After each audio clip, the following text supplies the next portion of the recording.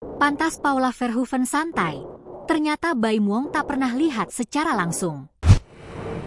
Baim Wong ternyata belum pernah melihat secara langsung istrias, Paula Verhoeven, menjalin atau berduaan dengan pria idaman lain.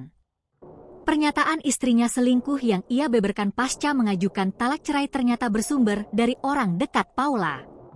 Ayah dua anak tersebut secara terang-terangan belum pernah melakukan verifikasi terhadap informasi tersebut. Baim mengatakan saat jumpa pers, ia pernah mendapati satu nomor kontak mencurigakan di handphone Paula. Nama kontaknya memang perempuan, tetapi begitu dihubungi, ternyata laki-laki.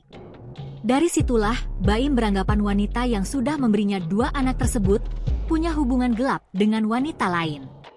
Bahkan, Baim yang sudah mengetahui identitas pria itu tidak ragu menyebut bahwa dirinya sangat mengenal baik pria tersebut.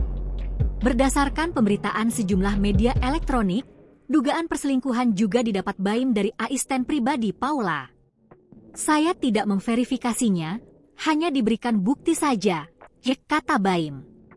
Asisten pribadi Paula Verhoeven disebutkan oleh Baim memberikan bukti-bukti terkait dugaan perselingkuhan tersebut. Baim Wong sempat tidak mempercayai informasi tersebut. Bahkan, dirinya juga sempat menceritakan masalah rumah tangganya kepada ayahnya. Sudah 1 tahun kejujuran tidak ada. Ayah saya menyarankan untuk menyelesaikan, kata Baim. Menurut keterangan Baim Wong, keputusannya untuk berpisah sendiri telah dibicarakan dengan keluarga besar. Sementara itu, Paula hingga 10 Oktober 2024 belum ada menanggapi tudingan sang suami. Terpantau melalui akun Instagram miliknya, wanita berpostur tinggi semampai ini hanya memposting kegiatan sehari-harinya. Wanita yang kini memutuskan mengenakan hijab itu juga sesekali membagikan momen bersama kedua buah hatinya.